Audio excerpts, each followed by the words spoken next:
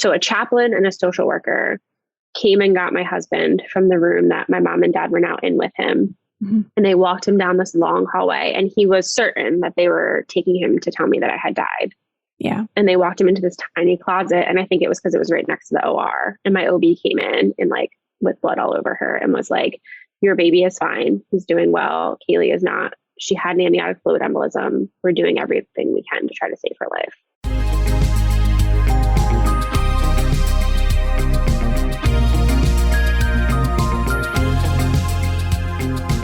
You're listening to the Mommy Labor Nurse podcast, where you'll gain the knowledge and confidence you need to erase the unknowns of pregnancy and birth and rock the newborn days like a boss. My name is Liesl Teen. I'm a fellow mom, labor and delivery nurse, and your host. Each week on this podcast, you'll hear a mix of birth stories, expert interviews, and other fun pregnancy and birth-related content. As a reminder, anything you hear on this podcast is not medical advice. Please see mommylabornurse.com/disclaimer for more details. And now let's get into this week's episode. Happy Monday, everyone. I cannot believe that this is the last podcast episode of 2021. We're taking a week off next week, but I'll be back fresh with a new episode for you in the new year. I know it sounds cliche, but it feels like just yesterday that I even started this podcast. And to think I've now wrapped up a whole nother year of episodes is pretty mind-boggling for me. I'm so thankful that you guys are here with me each week, tuning in and telling your friends to check out the show. Since the beginning of 2021, our monthly listens have doubled, and slowly but surely we're rising on the charts, which means more and more expecting mamas are naturally finding the Mommy Labor Nurse podcast and benefiting from all the pregnancy, birth, and postpartum stuff we talk about here each week. It seriously warms my heart, you guys. As for this week, I'm sharing a super heartfelt but incredible story to wrap up the year. Kayleigh Summers joined me to share the story of her son's birth. Kayleigh went in for what she anticipated to be a routine induction to meet her son, only to suffer an incredibly rare complication known as an amniotic fluid embolism right as she was beginning to push him out. Amniotic fluid embolisms happen in approximately 1 in 100,000 births. The infant survival rate is only about 70%, and the maternal survival rate is somewhere between only 30 to 50%. Yeah, basically everyone's worst nightmare here. Luckily, Kayleigh is here to tell her story today of being an AFE survivor, and I'm honored I had the opportunity to sit down with her and share it with you guys. Let's hear from Kayleigh.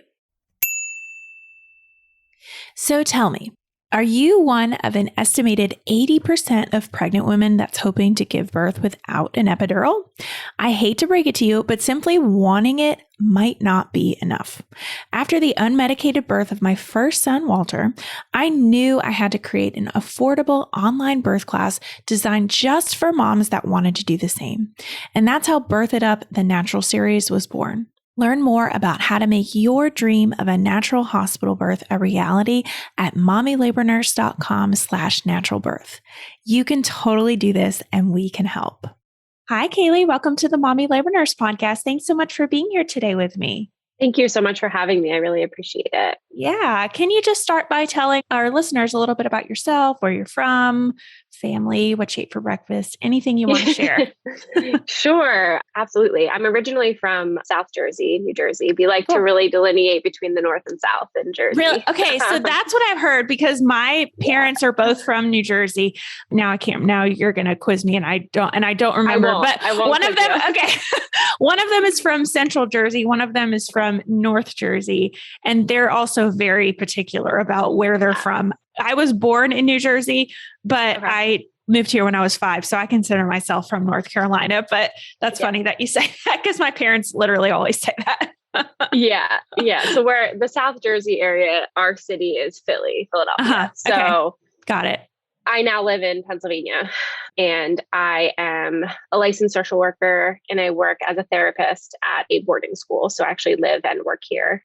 And as we'll talk about in the episode, I'm an AFE survivor, and I have created some social media communities around that and birth trauma, which has become a really big interest and passion of mine. I'm sure. Yeah, I know. I just love your stuff and I love that you're really blowing up on TikTok too. Oh, thanks. It's an interesting world over there. It's a very interesting world. It's a very, very interesting world. I kind of use TikTok as Instagram is my main dynamic, but I kind of, will post some of my videos over there, and the audiences are very different. It's a younger crowd, and it's just, they're not afraid to say some things. And it's they are not. Yeah. But I love it. All right, Kayleigh, well, we are going to talk today about all of that and do a birth story. So usually what I tell people to do is go back way far to the beginning. And, let's talk about getting pregnant, and if you had any troubles to conceive or any losses at that time or anything, if you feel comfortable sharing. Of course. Yeah. So we first started trying, and we actually very luckily were able to get pregnant pretty much the first or second month that we tried. Unfortunately, it did end in a miscarriage. I believe it was considered a chemical pregnancy. So I got a positive, and then a few weeks later, it was no longer. Then after that, we really struggled, which I did not expect given that we had gotten pregnant so easily. Yeah. And so I'm just someone who I feel like I know my body really well. And I know they tell you to wait a year or wait a certain amount of time. And I was tracking my cycles, and I knew something was wrong. I wasn't ovulating, something was off. Yeah. And so I went to my regular doctor. They tested me, and they decided I probably wasn't ovulating, or it was delayed, or something was up. So they sent me to a fertility clinic. This was about 5 months after that initial miscarriage. And we met with an RE, a reproductive endocrinologist, and we started the process of fertility treatments. And by that, I just mean I was waiting for my next cycle, for my period to come, so that they could start all the blood work that needed to be done from cycle day 1. And of course, very, very, very luckily, we got pregnant that month. Oh, nice.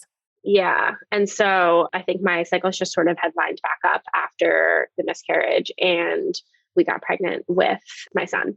Cool. So about 6 months later. Yeah. That's common. Unfortunately, that secondary infertility where I guess technically they call it secondary infertility is when you've had a birth, and now the second time after post-birth, you have trouble getting pregnant the second time. But yeah, I think I've heard that it's very common to have a loss, and then it takes your body kind of a few months. I think it's either that happens, or you end up getting pregnant very, very soon after your loss, because your body's already oh yeah. Yeah, exactly. I've seen that too. From there, we were pregnant, and everything was really smooth with my pregnancy. I really didn't have any concerns. The only hiccup was that I had tested as a carrier for cystic fibrosis. Okay. And so there was that really, really uncomfortable 2-week period where you have to wait for your partner to get tested and see if they also carry it. Yeah. Gratefully, he does not. He's not a carrier. And so we were okay. But that was probably the most stressful time in the pregnancy. But then, everything was quite smooth all the way up through 40 weeks. So no issues with you didn't have a really rough first trimester, morning sickness, all of that stuff. I had morning sickness, but I would say pretty very manageable. Went to work every day fine. Just needed some carbs in the morning to get me through. Yeah. So it sounds like a pretty smooth pregnancy. You didn't have any high risk complications that you knew of at all. No. My only concern, I had concerns just in general that I'll get to, but I was very large. Mm-hmm. And again, I know my body really well. And I was like, my baby is huge. Mm-hmm. And everyone was kind of like, oh, you're measuring right on track. Everything looks good. And I was like, that's all fine, but my baby is huge. Yeah. You just knew. Yeah. And they were like, okay, well, we'll see what happens. You're like, no, I know. Trust me. Yeah. I'm telling you. Yeah. Okay. Yeah. Yeah. So leading up to 40 weeks, I want you to go into detail, that day, did you go into labor? Were you induced? Kind of leading up to those days of going into the day that you give birth. Yeah. So I remember I had an OB appointment on the Thursday. It was a Thursday. I was, I think, 39 and 6 or something like that. Huh. And I was really upset. I cried on the phone to my mom after, because I was not effaced at all. I was not dilated, and I was huge, and I was just, the typical thing that sort of you're happens. over it. You're like, I'm done. Tapped out, man. Yes. I'm like, I'm done. And so I remember I got my nails done the next day to like try to make myself feel better and distract myself. I mentioned that because it's actually my last memory. So everything that I tell you from that day forward is pieced together from memories of the people around me. So that Monday, so 4 days later, I went into the office again for another OB appointment. So I was 40 weeks and 2 days. I had some high blood pressure readings, and they did one at the beginning and one at the end of the appointment, and they were both quite high. And their protocol is, of course, after 40 weeks that you need to go to triage and just see what's up. So we went to the hospital that day, and my blood pressures did even out a little bit, but I was already past 40 weeks and I was offered an induction. At that point, I wasn't like, yes, I definitely want an induction. Yeah. But weighing my risks and benefits, I was like, I think an induction is a good idea at this point. Really concerned about the size of the baby, just myself. And so we went through with the induction. And I was like starting from zero. So they used Cervidil overnight for cervical ripener. And so that was over Monday night. And then Tuesday, they put in a Foley bulb. And then I got an epidural and Pitocin. So I got Pitocin Tuesday night. And shortly after that, I got an epidural. I had a really tough time managing the pain. I was having contractions that were about 2 minutes apart and sort of like one on top of another. So I was having a lot of trouble managing on my own. And so I chose an epidural, which I felt really good about that decision. Yeah, no, I'm sure. And that's common with, as people know, with Pitocin, that sometimes you have those kind of erratic, like on top of each other kind of contractions, and you try to titrate it appropriately, but sometimes they just come and come and come and come. So yeah. So finally by Wednesday morning, I was 10 centimeters at like 11:30 a.m. that morning. I had finally gotten to 10 centimeters. And by 12, my OB had come in. And this was an OB that I had not met before. She had come on shift at 7 a.m. And so this was the first time that I was meeting her. And she told me that my nurse would get me ready to push and that we were going to meet my baby finally. And I was exhausted because it had been a long 2 days. So at that point, she left the room to go get ready. And my nurse was about to start teaching me to push. And I turned to her and I said, I'm not feeling well. And she said, yeah, that's normal for transition, which is correct. And she went to go get me a bag to be sick in. And I said, no, something's really wrong. And then I proceeded to scream that something was wrong with my heart. And before she could do anything, I collapsed and I went into cardiorespiratory failure. So my heart stopped and I stopped breathing. And at this point, it was just my husband and my nurse in the room. Wow. Yeah. So immediately she hit the code blue alarm, and my husband was like up in my face, yelling at me to try to get me to wake up. And then he ran into the hallway and yelled for a doctor as the code blue alarm was going off. And so tons of people came rushing in. A code blue on L&D is obviously not common. No, not common at all. Like, I mean, I was talking to you before the episode, and like your story, what happened to you is literally our worst nightmare. I mean, it's not anything that anybody in the room when somebody's having a baby wants to have to deal with. Yeah, for sure. So everyone came streaming in. They probably had me disconnected to everything and out of the room in under a minute. My husband remembers them shouting, like, do we have a pulse? We're taking her to OR1. No, our OR1 is taken. We're taking her to OR2. When your nurse was there and you said that you didn't feel well, had you just started pushing at that point, or were you hadn't started yet? Okay. I was just complete. Yeah, I was just complete. Okay. So they were prepping me to push. Yeah. Okay. Got it. Did you feel, I mean, other than being uncomfortable and you're in labor, I mean, is there any sort of, and I know you said you don't have memory of this, but were there any sort of signs before that all of a sudden switch?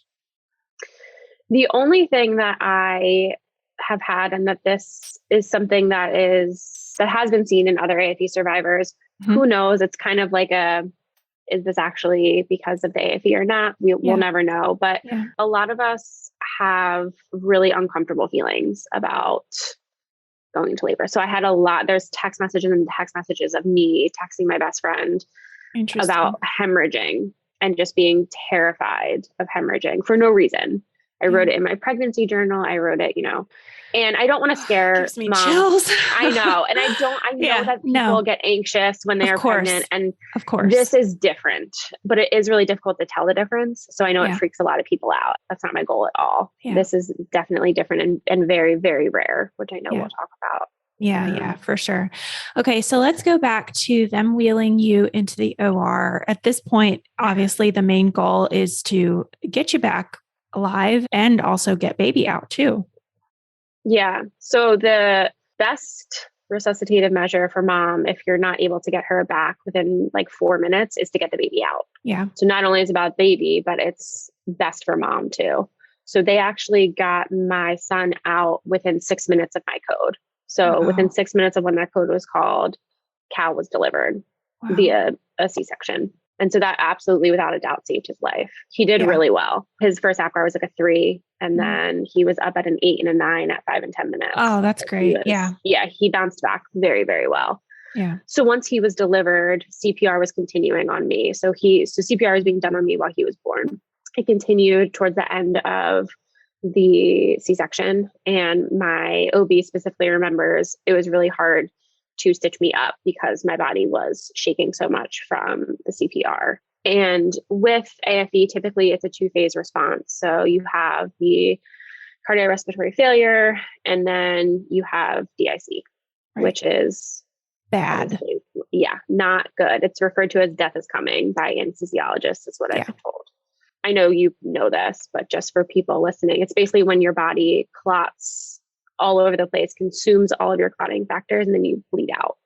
Yeah. It's like clot. Oh, wait, actually I've clotted too much and now I'm just going to bleed, and I'm going to bleed and bleed and bleed and bleed.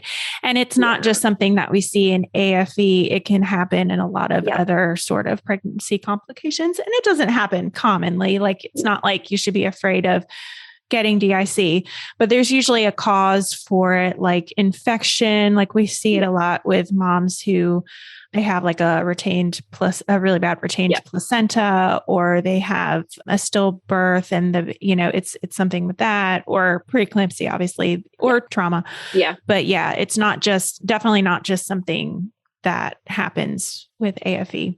Yeah. Yeah. So they were preparing for that. So my OB had already made the decision that more than likely this was an AFE. Actually, I hadn't started bleeding yet, but they prophylactically put in a Bakri balloon into my uterus to try to stem the bleeding. Yeah. And for those who don't know what a Bakri balloon is, it's basically like a tampon device. So basically, I mean, if you think about what a tampon does in your vagina, it holds pressure and it absorbs things. The Bakri doesn't absorb anything, but the Bakri is like this big balloon that we put inside the uterus, and it helps to just like hold pressure so there's not a crazy amount of bleeding. Yeah. And so within probably like 20 minutes, I was bleeding, and I was bleeding heavily. Yeah. They collected 5 liters through the Bakri balloon alone in like less than an hour. Yeah. That's a lot. Yeah. And with DIC, you bleed out of everywhere. So I'm, bleeding out of all of my lines. So they had put in mass transfusion lines. They had preemptively called a mass transfusion protocol before I even started bleeding. And they had put in central lines in both my subclavian arteries. And then at this point, they were also realizing that my heart and lungs weren't recovering in the way that they should have been. And I actually coded again. Yeah, I wanted to get the time frame right. So you obviously don't remember, but do you know how long your heart stopped? They got you back, and then you're saying it happened again. Yep. So about 8 or 9 minutes the first time. So shortly after they closed me from the C-section, they were able to resuscitate me. About an hour later, which I think it had to do with the bleeding when it happened the second time. And just like the instant, I was hemodynamically very unstable. And so that was only about 3 or 4 minutes that I was down for that time. Okay. And so again, at this point, they're just realizing that they're not really able to stabilize me. And so they made a call for ECMO. And this hospital was a trauma too, but they didn't have access to ECMO. So they called over to their medical center, which is only about 30 minutes away. And they ambulanced in ECMO with an ECMO team. Oh, wow. Yeah, to put me on ECMO. So that happened about 2.5 hours after the initial code. I was on ECMO. And while they were doing that, or shortly after they got me on ECMO, they took me down to interventional radiology to try to embolize my uterine arteries, which would hopefully stop the bleeding, or at least slow it down. Yeah. And that's something that's like, we do that right before we do a hysterectomy. That's like the last ditch effort to not have to do a hysterectomy, is to basically take something and like cauterize that artery to make sure that it's not bleeding anymore. Yeah, exactly. And so on the other, I guess I should say on the other side of this that's happening in the OR, my family all happened to be at the hospital because I was already 10 centimeters. So my husband was in the room. My mom was actually in the room, and we had just asked her to be in the room for the birth, which was not the plan. I actually went back to my husband and was like, I'm shocked that because I don't remember this. I'm like, I can't believe, did I talk you into that? Like, how did you allow this to happen? And he was just like, I needed another support person. It had been a long 2 days. Yeah. But she had left the room to go talk to my dad in the waiting room and tell him. And as she was in the waiting room, the code blue was called for my room. Oh my gosh. And so she tried to get back, and they were like, no, like you cannot go back there right now. And she's like crying. And then, of course. Yeah. She's freaking out. Yeah. And then my best friend showed up, and my dad had to tell my best friend, like, we don't know anything, but they're not okay. We don't know who's not okay, but something awful is happening. Do you know if your husband knew, he knew something was wrong, but did he know that your heart had stopped and they brought you, or did he know that after the fact? I don't think he knew anything. Yeah. Like he just knew something. Like something awful was happening. Yeah. Yeah. I give my team credit because what I'm expressing right now is probably only within like 10 or 15 minutes that this is happening. So a chaplain and a social worker came and got my husband from the room that my mom and dad were now in with him. Mm-hmm. And they walked him down this long hallway, and he was certain that they were taking him to tell me that I had died. Yeah. And they walked him into this tiny closet. And I think it was because it was right next to the OR. And my OB came in and like with blood all over her and was like, your baby is fine. He's doing well. Kayleigh is not. She had an amniotic fluid embolism. We're doing everything we can to try to save her life. And before the DIC started, things looked, I don't want to say they looked good, but they looked like I was going to like stay at that hospital in the ICU and hopefully be transferred there soon. And then 20 minutes later, my doctor came back to my family, and the only thing that she could say was, we can't stop the bleeding. We need you to pray. Like we don't know what we're going to do. Wow. Oh, that's heavy. Yeah. So I know at this point the ECMO team had gotten there. Are they saying now that they want to transfer you somewhere else? So at this point, they weren't sure. So at this point, I'm just I'm in limbo. I guess technically I would say once you're on ECMO, you can't stay at a hospital that can't maintain ECMO. Right. So they knew I was going to be transferred out. But at this point, like my family, no one really knew what was happening except for I was still alive.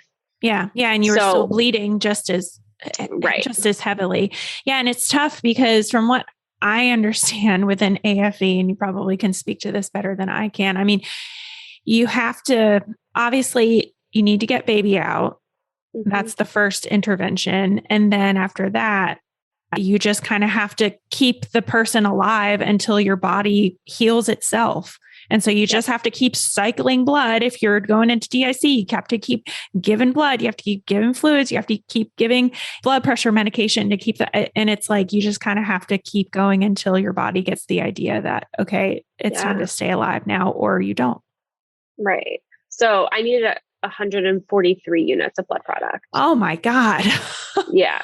Wow. It was insane. And most of that, so that was like I think that was like my total stay, but 130 of that was just in that immediate period. 6 hours. Yeah. And I'm trying, okay, so let's do, you probably have done this math, but let's do math. So there's about 45, like let's say 5,000 milliliters of blood in your body, like normally. So a blood unit is about 350 Let me get my calculator. So how much, let's see, 5,000 divided by 350, 14. Oh, that's a lot of blood. Like that's just a lot of your body continuously, like you're giving blood in, it's putting it out. Oh my gosh. Yeah. Yeah. I will say I had a very severe case of DIC because they do vary even with AFEs in how severe your DIC was. And mine was definitely on the severe end. And you're right. Like you can't do anything else. There's no reversal for AFE. So there's no medication. There's nothing. You can just keep them alive. That's all. Yeah. I get frustrated because I think like there's so many things, right? But like care is of course one of them, but a lot of it is pure luck.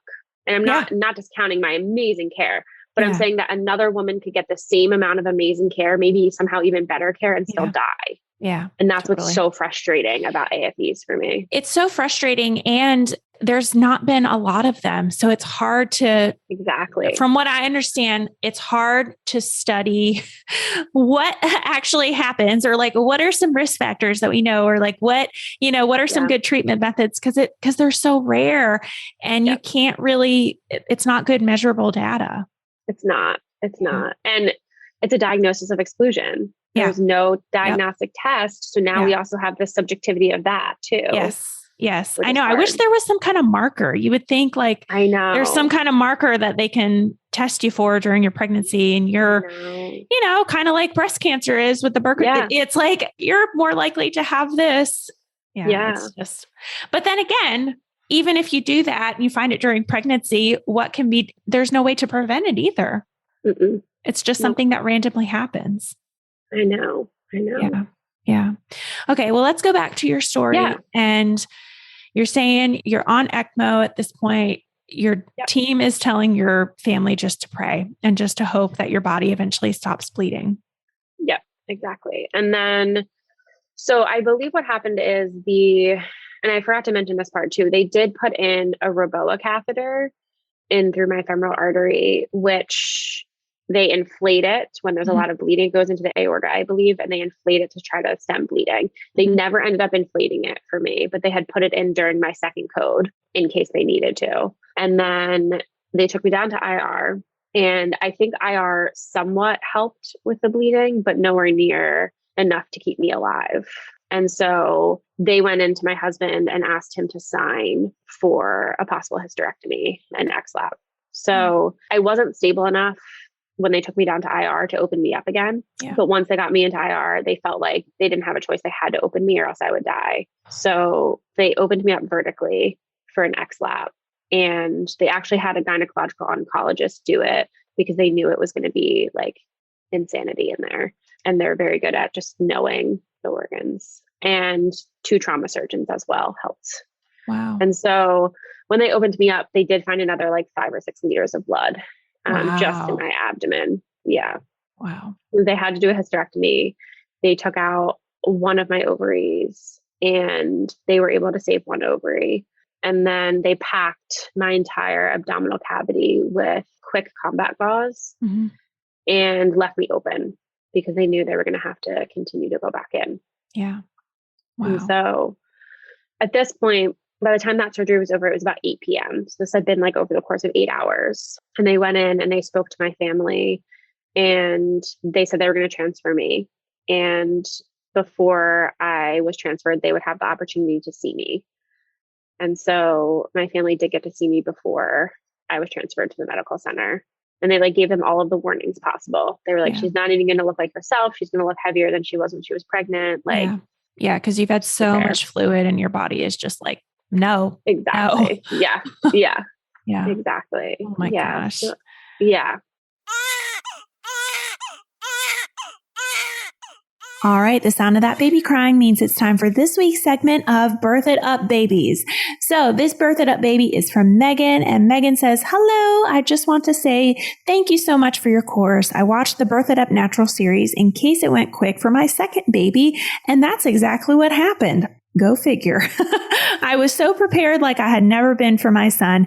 You're wonderful at what you do and your voice is so therapeutic. Oh, thank you. Sometimes I feel like my voice, you know how like you hear your voice back and you're like, I sound weird. Sometimes I feel like that about my voice, but if you guys say it's good, then great. Awesome. She said, thank you, thank you, thank you. All right. So if you want to check out Birth It Up, the Natural Series, that's the course that she took. You can head over to mommylabornurse.com and click on the Natural Series and you can learn more. All right. Let's get right back into this week's episode. So how was that meeting? You obviously don't remember it, but from speaking with your family and your husband, do you know what they were thinking at this point or anything that happened at that meeting? Yeah. So I know the trauma surgeon came in and talked to my family, and I have notes from my family that said like it was the first time that they had any hope that I would at least just survive. Okay. I at this point kind of thought, like when I look back on my story, I thought like, oh, I was like fine at that point then. Yeah. Not realizing how intense it is to be on ECMO and how that is like you're still kind of dying when you're on ECMO if you're not getting better. Yeah. So they felt like they had at least just like a sliver of hope that I could potentially survive this. And when they saw me, it was in a hallway and there was about like 20 or 30 medical professionals around the front of my bed.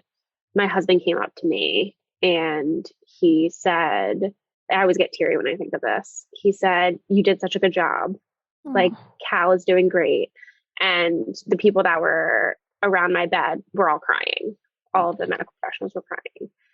And so, yeah, just a really beautifully intense, awful moment for my family. Yeah, no, I'm sure. I can't imagine being your husband and being there when it actually happened. And then over the course of a few hours now coming and looking at his wife and seeing her in this condition. I mean, it's tough to say like, thank goodness that your baby was okay. But I mean, I guess at least he had that to hang on to.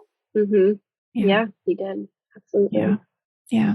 At this point, you had this meeting with your family and your husband, you know, they had kind of regrouped a little bit. And at this point, did they decide that they were going to transfer you? Sorry, this was after your hysterectomy? Yeah. Mm-hmm. Okay. So at this point, did they decide that they were going to transfer you to a different facility? Yeah. So this was when they came in to meet with my family after the XF and hysterectomy at like 8 or 9 o'clock, they told them they were transferring me. Yeah. And then when they saw me, I was being wheeled out to be transferred. Okay. So so they transferred me to the medical center that could maintain the ECMO circuit and just had like a cardiothoracic ICU that I could be in. Yeah. Gotcha. And how far was that hospital? Only 30 minutes. Okay. Which was That's very good. Lucky. Yes. Yeah. That's not bad at all. Yeah. So then when I got there early that morning at like 4 or 5 a.m., my amazing cardiologist at that hospital, Lincoln All Medical Center, went to my mom and my husband, who were the ones who came with me and stayed overnight in the waiting room, and said, listen, we've tried every medication under the sun. We can't get her heart to pump in the way that it should be. So ECMO was keeping me alive, right? But you still need the heart to actually recover. Yeah. And it was not. And they said, this is we're going to try an Impella, which is like a tiny heart pump that they put in through your femoral artery into your heart. Mm-hmm. And that's kind of our last ditch effort. And if that doesn't work, her heart's going to clot and she's going to die. Yeah. And so they put that in, and this was early Thursday morning. So they put that in, and I had another surgery that morning to just go back in, restitch, clean out the blood, the clots, all of that. And then I was kept open. And then by Friday, the next day, the Impella was working so well that by Friday night, I had the Impella and all of the ECMO circuits taken out. At first, they were just going to take me off of the lungs ECMO and keep me on the ventilator. Mm-hmm. But when they clamped both the heart and lungs, I did really well. So they just took it all out. Yeah. So I was only on ECMO for like 2 days. That's great. Yeah. The Impella really worked quite well for me. That's amazing. So at this point, was your family much more hopeful that things were going to be okay? My family was much more hopeful that I would be alive. They were really concerned about the state that I would be in, given how long I had been down for and being on ECMO and all of that. Yeah. And my mom remembers I was under the impression that I was just like out for this whole time. Like there was nothing. Yeah. But like on Thursday, they would like wake me up from sedation and like make me do commands, and I would follow them while on ECMO. And at one point on Thursday evening, I was like out of sedation a little bit, and they asked if I knew that my mom was in the room, and I shook my head yes. So my mom was like bawling. Of course. Yeah. So everything looked good, but my family, like for my brain, but my family was kind of like, how do you recover from that and not have any neurological deficit? Yeah. So I went in Thursday, Friday, and Saturday morning to the OR for them to open me back up, fix everything, all of that. And then I was off ECMO on Friday. Saturday night, they extubated me. So my ventilator was taken out Saturday night, which was another sort of shuffle of like, should we take her off of it? Should we not take her off of it? You know how it goes. Yeah. And so they did take me off. I don't have any memory of any of that, thankfully. And then Sunday, I met Cal for the first time 5 days after he was born. I was going to ask when that meeting was, because he, like you said, it sounds like he did pretty well. So did he have to go to NICU or anything afterwards? So he went to NICU at my original hospital for one night. Okay. So my dad stayed with him while my mom and my husband came with me. And then he was transferred to be with me at my hospital that next day. Yeah. I have to ask too, how big was he? 10 pounds, 14 ounces. Oh, so you were right. Okay. Yep. I was like, Wow. I told all of you. That is pretty darn big. I think that's about the biggest baby that we've had a couple 11 pounders, not any 12 pounders that I've heard of, but I mean, I've been a part of plenty of 10 pound, but 10 pounds and like some higher ounces, that's pretty rare, but that's a pretty chunky baby. Yes. He was very chunky. Yeah. Oh, how sweet. So I'm assuming that you don't remember that meeting on Sunday at all. I don't remember that meeting. We have great videos of it, which I really appreciate. Yeah. I'd be really sad. We actually also have videos of my CTICU team. My nurses cannot say enough wonderful things about them. They had my baby on me skin to skin the day after my AFE. I was on ECMO. Go some ICU nurses. I know. They were phenomenal, especially because they're not postpartum nurses. That's they probably love it. They were like, there's a baby in here. Yeah. Oh. And they like sat down and explained to my husband, who was freaking out about like, listen, she's got lines. She's on ECMO. She's like, you can't put a 11-pound baby on her. And they were like, yeah, we can. And we're going to, because these are the reasons why it's really good for her and the baby. Yeah. Oh my gosh. Oh my gosh. So at this point, I do want to know when your memory started to come back. Monday was the first memory I have. Yeah. Okay. So the first memory I have is of my OB and my anesthesiologist from my code coming to visit me and sitting down with me and telling me exactly what happened. Because up until that point, I had been like, so what's going on? Yeah. And my family's like, oh, you had some C-section complications. Because they were just like, how the heck are we going to tell her what happened?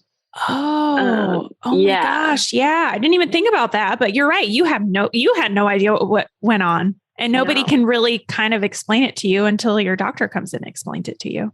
Yeah, exactly. And so, I mean, I guess like family members can and have, but they were super appreciative that my OB was like, hey, I'll do this for you if you want me to. And they were like, oh, thank God. Yes, please. Yeah.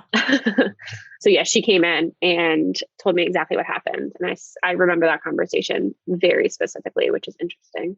That is interesting. So since you remember it so specifically, how did you feel? Like, were you confused? Were you... I just kept being like, okay. Like she would say like, this happened and then this happened. And I'd be like, okay. And I would just sort of like take it in. Yeah. I hear you. Okay, great. And then she told me that they tried everything possible, but they couldn't avoid the hysterectomy. And I started like, I just like tear, just like, I remember it just like streaming down my face. And But I was like in awe of the situation. I was like, this is crazy. And I'm just like sitting here right now. Yeah. Like In the having some ginger ICU, ale. in a different hospital, like 5 days later, however many days, like, oh my gosh. Wow. Yeah. That's insane.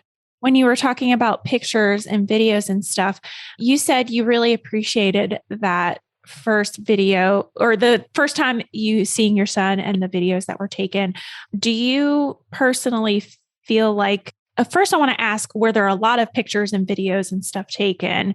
And did you feel like that was very helpful for your healing? Or did you feel like that was not so helpful or kind of a mix of both?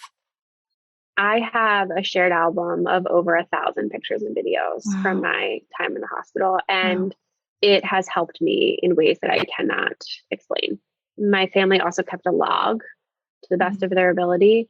Every single survivor of not even AFE, but birth trauma and sort of these very severe physically traumatic complications has said they wish they had more pictures. They wish they had. No one has ever said to me, I wish they wouldn't have taken them, because you can always delete them. You know, you can save them for your loved one. If they're like, no, please delete that, then you delete them. No harm done. But I can tell you, they're not remembering meeting your baby for the first time is horrendous. Being able to have a video where I can see myself meeting my baby for the first time is amazing. Yeah. Something that you probably cling onto so tightly. Absolutely. Yes. Yeah. That's important to note too. And when you say that it's important to anyone who's having any sort of birth trauma, that pictures and videos speak volumes. I mean, I'm thinking about when we have moms who come in and have stillbirths, the importance, like that is literally on our checklist, and it has lots of bullet points underneath, like take these pictures, take this, do this for the pictures. And it's like pictures and videos speak volumes when we talk about trauma.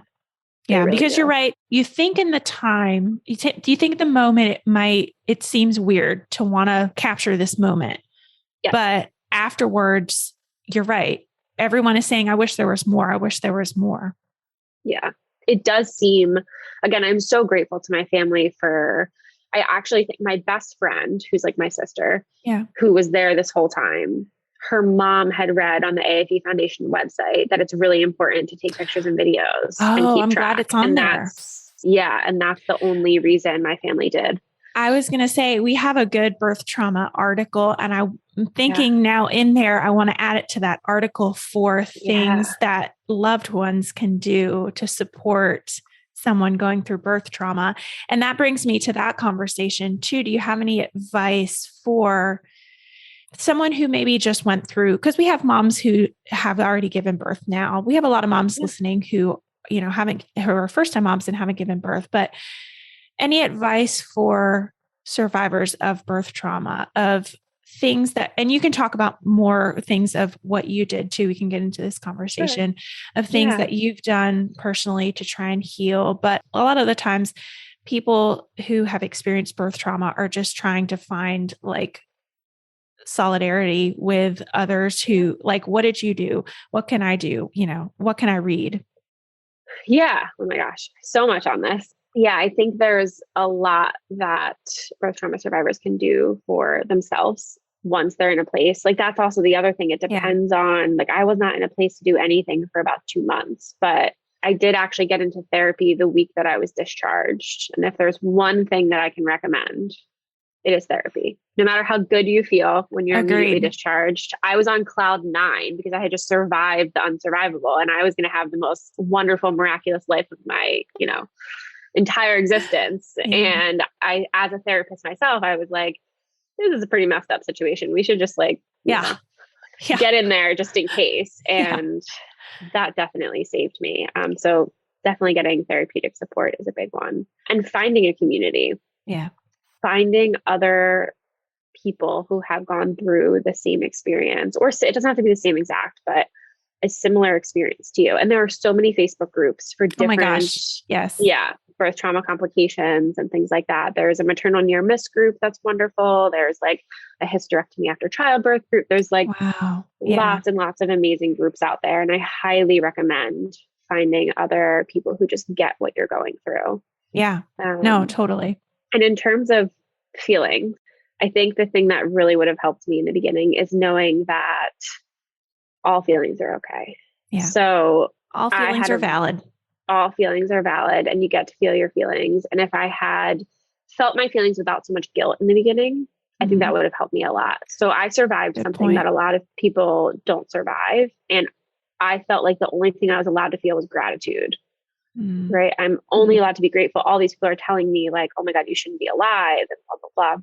And so, a month after me, another woman, same age, same onset, which is rare, of her AFE at 10 centimeters, not same hospital, but a very similar hospital, great hospital, died of an AFE. And it's like, how am I going to sit here and be sad and angry about what happened to me when she didn't get to survive? But we can do both. Yeah. Right. Like I can be so grateful that I survived and also so angry and sad that this happened to me. Yes. And it took me some months to learn that. And I think that would have been validating and helpful for me to know from the start, for sure. Yeah. Yeah. Feelings can coexist. All feelings can coexist. Yeah. Yeah. Yeah. I love that. Well, going on the conversation of birth trauma, do you have any advice for the moms that are still pregnant and maybe concerned about having birth trauma or concerned about having these complications happen? Maybe it's not an AFE, but maybe it's something else, and just anxious about something happening during their birth that's going to be traumatic. Do you have any advice for them of maybe prevention or anything like that? Yeah. So we can control the controllables, is what I like to say. And so we can prepare to the best of our ability. We can have a birth plan, which is really, really important, and also understand that our birth plans don't always come to fruition, and sort of having expectations around like, this is what I want and this is what I desire. And I'm going to do everything in my power to set myself up for that with the team that I choose and the advocacy that I have for myself. And maybe if you're able to hire a doula or a support person, that's great too. And at the end of the day, knowing that sometimes there are some things that happen that can't be prevented, and it will still be okay though. Yeah. And knowing that, I think being aware that birth trauma is a thing helps you plan postpartum. And God, I wish I had had a postpartum support plan. Knowing that like, okay, I'm going to need to call a therapist. I'm going to need this sort of help. Hey, if something happens that keeps me in the hospital longer, who's going to help my partner take care of the baby? Good point. And no one likes to think about these things. And I totally understand why. But if we do think about these things, we have a plan in place. God forbid something does happen. And most likely it won't. And you'll be all good. And you'll just have planned in a way that you don't need to use it. Yeah. Yeah. No, I love that. I love that. Yeah. Well, I want to kind of end the discussion on two parts. I want to hear the rest of your story and kind of you being discharged. And then I want to also talk about some stats and some numbers regarding AFE and like how often, because I know people are wondering, how can this actually happen to me? Like, what are, you know, and all of that. So let's talk about you getting discharged, and then we can go into that conversation. Yeah. So the original plan, when I was first transferred, the team had told my family that I'd probably be in the hospital for a couple of months and that I would then transfer to a rehab and then I'd be able to go home. And so when I woke up in the CT-ICU, then I was extubated, all of that stuff. Once I was a week in, so a week from my AFE, I was transferred down from the CT-ICU to like the regular cardiac ICU. And I had really difficulty moving. I was really struggling, in a lot of pain. And they were talking about discharging to rehab and what that would look like, and that it would be in a few weeks. And I would probably go from the ICU to mother baby and be on mother baby for a while, all that. And then I honestly don't really know what happened, but a few days later, 9 days after my AFE, I was just like, I feel like I can walk. And I'm going to walk a lot, and there's some stairs, and I feel like I can do the stairs, and I'm going to do the stairs. And so I was just like walking up and down stairs, and they were like, yeah, you're not going to qualify for rehab. You're going to go home.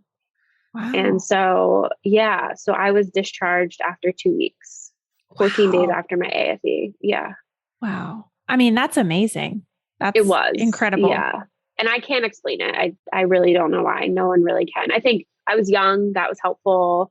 And remind our listeners, how old is your son now? Like, when did this happen? He's a little over 2. Okay. Yeah. So about 2 years ago. Yeah, about 2 years ago. Wow. Yeah. I do want to ask you too, before we get into the stat discussion, have you had any long-term effects from this? Not really, which is rare. I want to also make sure people know like the typical things that happen with AFEs. And typically there are long-term effects from AFEs. The only thing that I had was because of all of the surgery on my abdomen, I did have like a massive incisional hernia. And so exactly a year after my AFE, actually the same week, I returned to my hospital to have a major surgery. That was probably a lot of feelings. Yeah, it was. Wow. I mean, big shout out to my team. It was during COVID, so I wasn't allowed to have anyone come with me. Oh. Yeah. So my OB came and sat with me in pre-op. My nurses came and sat with me in pre-op. My trauma surgeon did the surgery with the plastic surgeon, and my anesthesiologist who saved my life. Like they all were like, we're doing this and you're going to be fine and you're going to come out of it. So they had to open me back fully up, but they did a great job. And that was like a little over a year ago. And that was the last thing that I've had to sort of, minus obviously the hysterectomy, but. Yeah. And you said you have, just memory loss in general, which is something that I know that happens definitely as a long-term effect. Remind me, you had memory loss even a few days before your induction. Yeah, I had retrograde amnesia. We think it's a combination of medication, trauma, and hypoxia. But so I don't remember the hospital stay at all. I don't remember the induction at all. Wow. You woke up basically in the ICU and you're like, the last thing I remember is getting my nails done or whenever that was. So yes. And also there was some other weird stuff, which was definitely trauma related. Mm-hmm. I didn't remember when I first woke up, I didn't remember a single OB appointment in my entire 9 months. Whoa. I couldn't remember what the OB office looked like. I didn't remember a single appointment, which is weird. And then I did, of course, my memory started coming back. We had also moved a month before I had Cal, and I couldn't remember a new house at all until my husband sent me a video, and then I remembered. Was that scary to you? Yes, it was terrifying. Yes. And when I first woke up, I don't remember this, but my mom showed me a picture of Cal. And it was when he first was born and he had like leads on him. Mm-hmm. And for some reason, and Steve, my husband, wasn't in the room. And so I was like, oh my God, he died. Oh. And my mom was like, no, he didn't. No.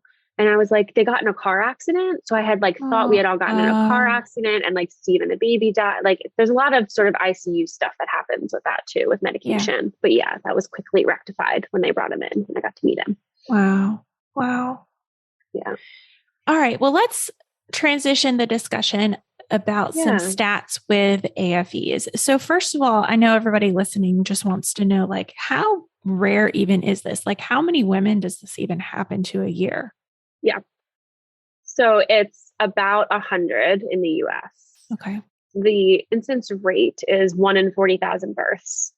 And there's about 4 million births in the US each year. It's a little lower now. We've seen a drop, but typically around 4 million births, and 100 of those will be AFEs about. Mm-hmm. Mm-hmm. So it's very, very, very rare. Yeah. I was going to say 100 out of like, think about, like you said, think about how many babies are born. Like that's not nothing, but it's not a substantial amount. So if people listening are, because the tough part, and you know this because you're out there too, is like, you want to tell your story and you want to bring awareness. And this is what I struggle too with a lot of times with my platform is like, I want to bring awareness to these things, but I also don't want to scare the crap out of people. Yeah. I really struggle with this and I understand it. And the first thing I will say is the best we can do is make sure we have a care team around us that knows what they're doing. Yeah. Because then you're setting yourself up for success. Beyond that, especially with AFE, you can't do anything. You can't. It's terrible and awful. And I know that. It's terrifying. You can't do anything. And my stance, and this is a strong stance, but I stand behind it, is that I am willing to scare a lot of people if it means saving the life of just one person. And totally agree. Like I've received a message from nurses on TikTok saying, we were slow one night, we were looking through, we saw your story, we decided to brush up on AFE and we had an AFE the next week and we saved her. And I'm that's all amazing. I need. That's amazing. Amazing. Yeah. Well, I feel like I'm much more brushed up on it now. Hopefully it doesn't happen, but I feel like I'm much more brushed up on it. I was starting to go into it with you previously, but I have not had any personal history with taking care of a mom while I was a nurse with an AFE. But I will say, while I was in nursing school on my clinicals, it was at a very small hospital. This is what they told me. That she had an AFE, and they said that she was having a C-section, and it happened during her C-section. And all of a sudden her canisters, it was like, blood. There's, usually 4 canisters, suction canisters. You need a lot of suction when you have surgery. And a lot of times you're just getting amniotic fluid, a little bit of blood comes here, and maybe you fill, half of one or maybe one. And all of a sudden it was like canister full, canister full, canister full. She started just like bleeding. And she survived. She was fine. Her baby was fine. So that was one. And then we had one happen at a sister hospital 2-ish years ago. And she was walking in the hallway and just collapsed. And she survived. Her baby survived and she survived. But it's just these random, super crazy random occurrences. And it's so scary, but it happens. Yeah, it does. Yeah. All right, Kayleigh. Well, thank you so much for coming on here and sharing your story. This is just so incredible. For those listening who want to keep in touch with you and follow your story, can you share your social media, Instagram, TikTok, wherever you're most active? Yeah, it's at @theBirthTrauma_mama. And that's for both Instagram and TikTok. Cool. Love it. We'll leave all that stuff in the show notes too for people to take a look. Thank you so much. This was a pleasure. Yeah, thank you so much for having me.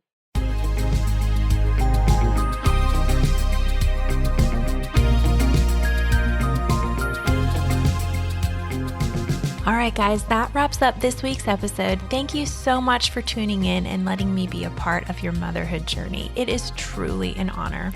If you like what you heard, don't forget to hit that subscribe button so you never miss an episode. And I love hearing what you guys think of the podcast. So if you're liking what you hear or you have a suggestion, I'd be so grateful if you'd go ahead and leave me a review wherever you're listening to help more mamas just like you find the show. What do you think? Are you starting to feel a little more confident about your pregnancy and birth? Well, if you want more, be sure to head on over to mommylabornurse.com/podcast for today's show notes and a library of episodes so you can keep getting educated before your upcoming birth. And while you're over there, be sure to check out the blog and learn about our online birth classes. Find it all and more over at mommylabornurse.com/podcast. See you next week, same time, same place.